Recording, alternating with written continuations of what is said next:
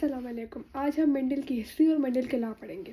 ये जो मैंने इंपॉर्टेंट पॉइंट्स जो है ना यहाँ पे लिखी है वो सिंस से सारे लिखी है, और जो हम एफटीपी और जो पीटीपी की रीडिंग है, बुक की रीडिंग हम दूसरी वीडियो पे करेंगे। इस वीडियो में हम जो है ना सिंध को डिस्कस करेंगे। अब जो है यहाँ पे कह रहा है कि मेंडल की हिस्ट्री। अब जो है ना मेंडल ने जो ओरिजिनल पब्लिश किया था अपना काम, वो किया था 1866 में। 1866 में किया था एफटीपी के अकॉर्डिंग, मतलब फेडरल टेक्स्ट बुक में लिखा हुआ है कि इसने अपना काम पब्लिश किया था 1866 में, और पंजाब में लिखा हुआ है कि इसने अपना काम पब्लिश किया था 1865 में। वैसे डेट पूछते नहीं है एंट्री में, और ये मसला जो है पीएमसी पीएमडीसी का है। वैसे अगर हम हमारी सिंध ली टेस्ट तो हम जो है 1865 लेंगे, क्योंकि यहाँ पे हमारे बुक में लिखा हुआ है कि इसका काम जो रीडिस्कवर हुआ 35 ईयर्स के बाद, तो मतलब उसके अकॉर्डिंग जो इसने पब्लिश किया वो 1865 से था। और जो है ना असल में इसने पब्लिश किया था 1865 में, पर जो है ना इसका काम उस टाइम अप्रूव नहीं किया गया था, क्योंकि बायोलॉजी उस टाइम इतनी डेवलप नहीं थी। 1900 में इसका काम को फिर जब रीडिस्कवर किया, जब बायोलॉजी इतनी जो है ना वो डेवलप हो गई, तो 3 साइंटिस्ट ने किया था। कोरेन ने किया था, टिशमर्क ने किया था, और डी वेरिस ने किया था। 35 ईयर्स के बाद इसका वर्क रीडिस्कवरी हुआ था, और जो ये ऑस्ट्रिया में पैदा हुआ था, ये मॉन्क था, और इसने 7 कंट्रास्टिंग कैरेक्टर लिए थे पी प्लांट के। अब जो है ना ये क्वेश्चन हो सकता है कि मेंडल ने कौन सा प्लांट लिया था? पी प्लांट लिया था, और उसके मतलब कितने कैरेक्टर्स लिए थे उसने? 7 कंट्रास्टिंग कैरेक्टर लिए थे। अब पी प्लांट इसका पूछते हैं कि साइंटिफिक नेम क्या है, तो उसका जो साइंटिफिक नेम था वो पिस्टियम सेटिवम था, और उसके क्रोमोसोम्स नंबर जो थे वो 14 क्रोमोसोम्स थे। मतलब मेंडल की हिस्ट्री सिंपली हमें याद करनी है। वो क्या थी कि मेंडल जो है ना उसने ओरिजिनली पब्लिश किया था काम 1865 में पीटीपी के अकॉर्डिंग, और 1900 में इसका काम को रीडिस्कवर किया। 3 साइंटिस्ट ने रीडिस्कवर किया। 35 ईयर्स के बाद रीडिस्कवरी हुआ था। यहाँ से पैदा हुआ था, ये मॉन्क था, इसने पी प्लांट को चूज किया। उसके साथ कंट्रास्टिंग कैरेक्टर थे, और इसके जो क्रोमोसोम्स थे वो 14 थे। से मतलब सिंपली आप जो है ना वीडियो के साथ साथ भी रिवाइज कर लें मेंडल की हिस्ट्री छोटी से। अब जो है ना उसने 3 ला दिए थे। एक था लॉ ऑफ डोमिनेंस, एक था लॉ ऑफ सेग्रीगेशन, और तीसरा था लॉ ऑफ इंडिपेंडेंट असॉर्टमेंट। ये इसने 3 ला दिए थे। अब जो है ना क्वेश्चन होता है कि मेंडल ने अगर पी प्लांट चूज भी किया तो क्यों किया? मतलब अगर जो है ना सिंपली जैसे आगे जाके साइंटिस्ट जो टीच मॉर्गन है, जब उसने फ्रूट फ्लाई लगा तो वो भी हम पूछेंगे कि टीच मॉर्गन ने जो फ्रूट फ्लाई लिया तो उसके पीछे रीजंस क्या थे। तो ऐसे ही मेंडल ने जब अगर पी प्लांट चूज किया तो उसके पीछे रीजंस क्या थे। अब जो प्लांट है वो इजी टू कल्टीवेट था, क्योंकि हम जो ना उसे आसानी से पढ़ सकें और जो ना वो इजीली कल्टीवेट हो सके। नहीं तो मुश्किल से डिफरेंट इंस्ट्रूमेंट वगैरह से होगा, तो और भी जो ना उसके प्रोसीजर वगैरह करने में डिफरेंट होगा। और जो ना सेल्फ पॉलिनेटिंग था, ये मोस्ट इंपॉर्टेंट पॉइंट है, क्योंकि देखे ना अगर कोई करेक्टर हमें कोई प्रोजेनी मिली तो हमें पता है कि उसके पेरेंट कौन से हैं और उसका रिजल्ट क्या मिला। अगर क्रॉस पोलिनेशन उसकी होती तो हमें नहीं पता होता कि उसके स्पर्म कौन से प्लांट से आए। इसकी वजह से वो सेल्फ पोलिनेटिंग था। और उसके बाद जो क्रॉस पोलिनेशन थी वो आर्टिफिशियल करवा सकते थे। मतलब अगर सेल्फ पोलिनेशन में पता है कि इस 2 पेरेंट से इसकी सेल्फ पोलिनेशन हुई, तो हमें ये भी पता है कि जब हम क्रॉस पोलिनेशन करवाएंगे तो इस पेरेंट से होगी। इस लिहाज से ये भी फेवर में था कि मेंडल ने इसको पी प्लांट को क्यों चूज किया। और जो इसका ईच करेक्टर था वो वेराइटली, मतलब जो ईच करेक्टर की जो वेराइटी थी वो शॉर्प डिफाइन थी। मतलब हमें पता चलता था कि अगर कोई टॉल है तो टॉल ही है, ड्रॉफ है, मतलब इंटरमीडिएट कोई नहीं था। अगर पर्पल कलर है वो भी डिफाइन था, वाइट कलर था वो डिफाइन था। अगर किसी सीट का जो शेप है वो रिंकल है, राउंड है, मतलब हर चीज़ डिफाइन थी। कोई डिफरेंट माइक्रोस्कोप वगैरह कोई जो है ना इंस्ट्रूमेंट को यूज़ नहीं करना पड़ता था। मतलब इजीली हर चीज़ कल्टीवेट थी। और जो इसका हाइब्रिड बनता था वो भी फर्टाइल था। इसका हाइब्रिड फर्टाइल था, क्योंकि जैसे किसी किसी के हाइब्रिड फर्टाइल नहीं होते, उसके बाद हमें पता नहीं पड़ता कि सेकंड जनरेशन के बाद उसके रिजल्ट क्या ऑप्टेन होगी। क्योंकि इसके हाइब्रिड फर्टाइल थे तो हमें पता चल रहा था कि जो है ना उसके सेकंड जनरेशन में क्या था, उसकी थर्ड जनरेशन में मतलब कौन सी रिजल्ट ऑप्टेन होंगी। मतलब हमें पूरा प्रोसीजर भी समझ में आता था। इस वजह से पूछते हैं कि जो मेंडल है उसकी सक्सेस, मतलब इससे पहले भी साइंटिस्ट बहुत थे जिन्होंने जेनेटिक्स पे काम किया, पर उसके जो रिजल्ट है वो ऑब्टेन थे वो फ्रूटफुल नहीं थे। मेंडल का जो काम था वो फ्रूटफुल क्यों था? मेंडल का काम फ्रूटफुल इसी वजह से था क्योंकि मेंडल ने जो हर काम किया वो सिस्टमेटिकली किया। मतलब फर्स्ट स्टेप से लेके लास्ट स्टेप तक उसने हर चीज़ को, मतलब स्लोली एंड ग्रेजुअली हर चीज़ को काम किया। देखें जैसे उसने पहले क्या किया, ऐसे प्लांट्स को क्रॉस करवाया जो एक ही कैरेक्टर से डिफर हो। फिर उसने उन 2 प्लांट्स को जो है ना वो क्रॉस करवाया जो 2 कैरेक्टर से डिफर हो, फिर 3 से, फिर 4 से। मतलब उससे मैथमेटिकली सिस्टमेटिकली हर चीज़ को रेशो बनाए, उसके पनेट स्क्वायर वगैरह बनाए। कुछ कैरेक्टर होते हैं जो डोमिनेंट होते हैं, कोई रिसेसिव होते हैं, जो मैंने पहले वीडियो में डिस्क्राइब कर दिया। अब जो है ना पी प्लांट में भी कुछ कैरेक्टर थे। जैसे अब मैं कहूँ कि प्लांट की जो हाइट थी, एक थी टॉल एक थी ड्रॉफ, 2 वेराइटीज थी। तो जो अब यहाँ पे क्या लिखे हैं मैंने, सारे डोमिनेंट लिखे हैं, और यहाँ पे क्या लिखे हैं, सारे रिसेसिव लिखे हैं। अब यहाँ देखें, अब जो है ना जब हाइट थी तो उसने देखा कि टाल जो है वो डोमिनेंट थी ड्रॉफ की। सही, ये तो हमें अभी पता चला, पर उसने सारे एक्सपेरिमेंट करके ये प्रूफ किया था कि टॉल डोमिनेंट था ओवर ड्रॉफ। और जो सीड का शेप था, एक सीड का शेप होता है राउंड, ऐसे राउंड, और एक होता है ऐसे रिंकल की तरीके से ऐसे। जो राउंड सीड था वो डोमिनेंट था किससे? रिंकल से।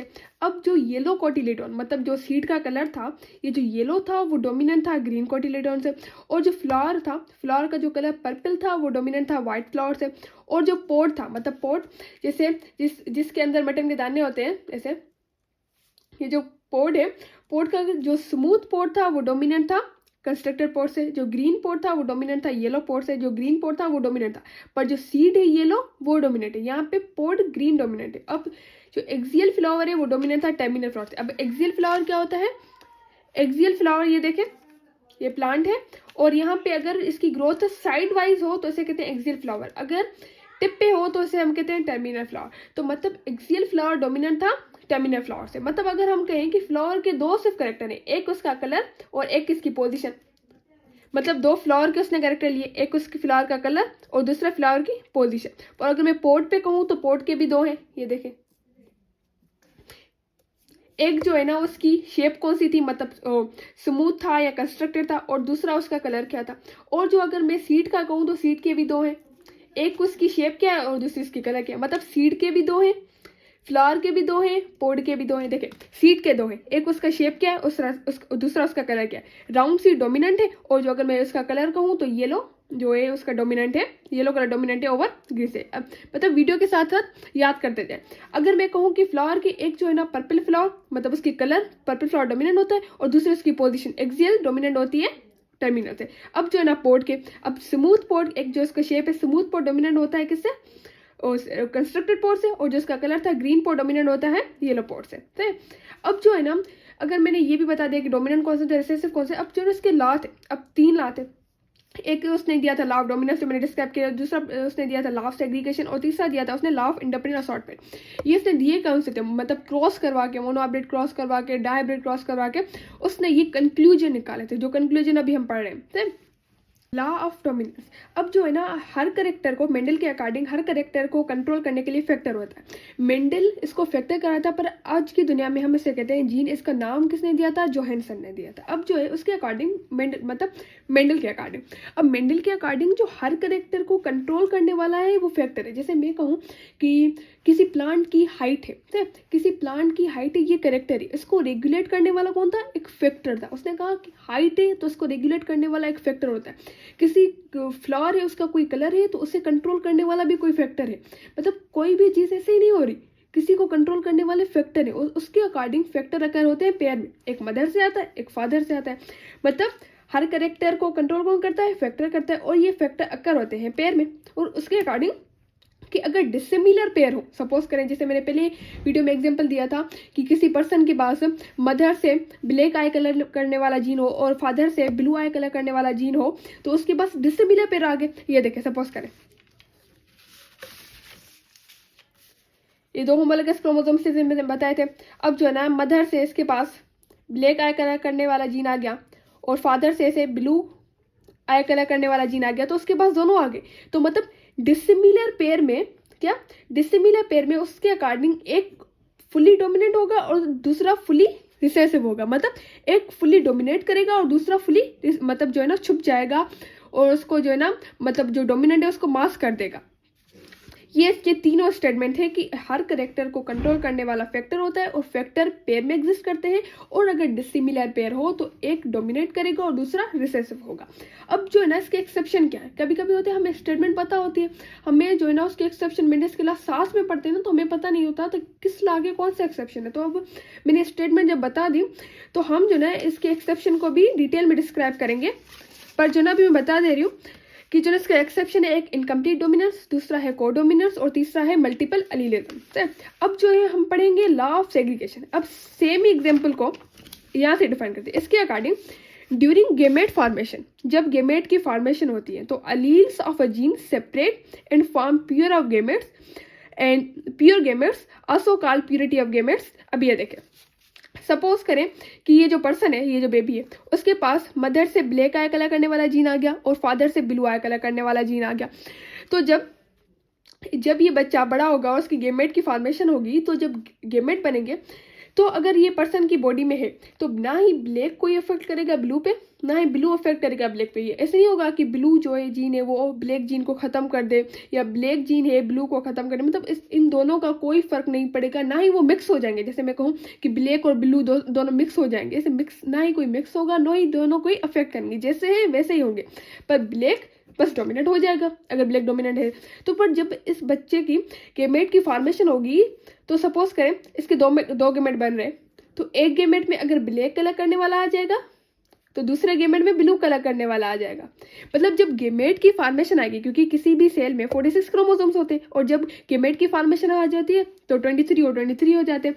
तो इसकी वजह से क्रोमोसोम्स, तो जब 23 हो जाएंगे तो ब्लैक वाला एक गेमेट में चला जाएगा और ब्लू कलर करने वाला दूसरे गेमेट में चला जाएगा।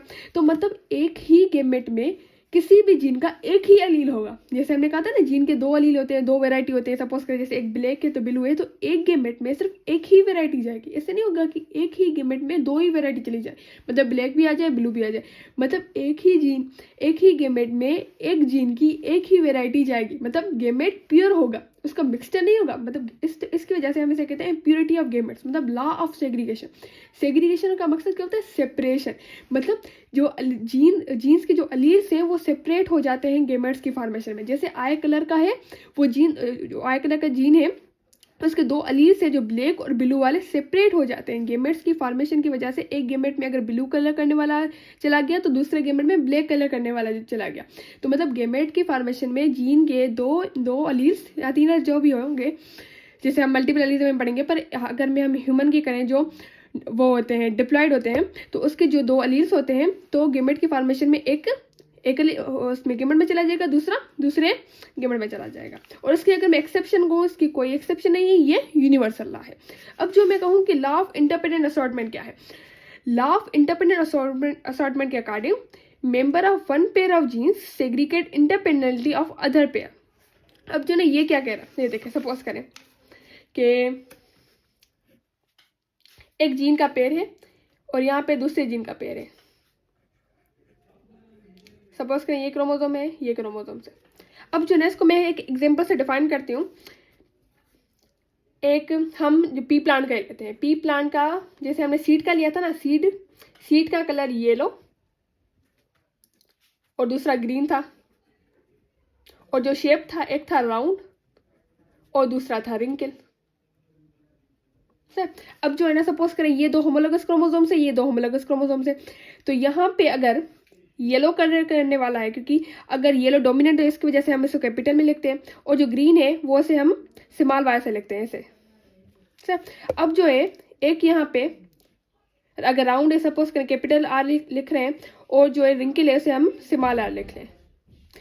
एक ही प्लांट में अगर उसके फादर से येलो कलर करने वाला आ गया और उसकी मदर से ग्रीन कलर करने वाले आ गया, और उसके फादर से राउंड शेप में आ गया, और जो ऐसे मदर से रिंकल वाला आ गया, तो अगर फादर से राउंड वाला और मदर से रिंकल वाला आ गया, तो अब जब इस बेबी की जब गेमेट की फॉर्मेशन होगी तो क्या होगा, ये देखें, वाई सेपरेट हो जाएगा, ये वाई सेपरेट हो जाएगा, और ये आर सेपरेट हो जाएगा, ये आर सेपरेट हो जाएगा जब गेमेट की फॉर्मेशन होगी। सपोज करेगी गेमेट की फॉर्मेशन हुई तो ये जो वाई है ये वाई अलग हो गया, और ये वाई है ये भी वाई अलग हो गया। तो इसके अकॉर्डिंग ये जो कैपिटल आर है वो यहाँ पे भी जा सकता है, और ये जो कैपिटल वाई यहाँ पे भी जाए, उसकी मर्जी है कि वो यहाँ पे भी जा सकता है, यहाँ पे भी जा सकते हैं, मतलब इसकी पॉसिबिलिटी 50-50। अब ये जो स्मॉल आ रही है इसकी भी मर्जी है कि वो यहाँ पे भी आ सकता है और यहाँ पे भी आ सकते हैं। मतलब ज़रूरी नहीं है कि अगर जो कैपिटल वाई है तो उसके साथ कैपिटल आर ही आएगा, ये ज़रूरी नहीं है कि स्मॉल वाई है तो उसके साथ स्मॉल आर ही आएगा, ये भी हो सकता है। ये तो एक गेमेट अगर ऐसा बन गया तो दूसरा गेमेट ऐसा भी बन सकता है, ये कैपिटल वाई हो और यहाँ पे स्मॉल आर हो गया हो। ऐसा भी बन सकता है कि यहाँ पे स्मॉल वाई हो और कैपिटल आर हो। मतलब 4 टाइप्स के गेमेट्स की फॉर्मेशन हो सकती है, क्योंकि मतलब इनमें कोई भी रिस्ट्रिक्शन नहीं है कि कैपिटल वाई है तो कैपिटल आर से मिलेगा, अगर येलो है मतलब दोनों डोमिनेंट साथ में मिलेंगे या दोनों रिसेसिव साथ में मिलेंगे, ऐसी कोई भी नहीं है। कि अगर जो एक मेंबर के जो एक पेयर के जो मेंबर है वो असॉर्ट करते हैं इंडिपेंडेंटली दूसरे पेयर से। अब ये जो पेयर है, अब ये जो दूसरा पेयर है, अब ये जो कैपिटल वाई है वो असॉर्ट इंडिपेंडेंटली करेगा, इससे भी कर सकता है, इससे भी कर सकता है। ये जरूरी नहीं है कि ये जो सिर्फ कैपिटल वाई है वो सिर्फ इससे ही लिंक्ड है या इससे लिंक्ड है, मतलब इंडिपेंडेंटली असॉर्ट हो सकते हैं।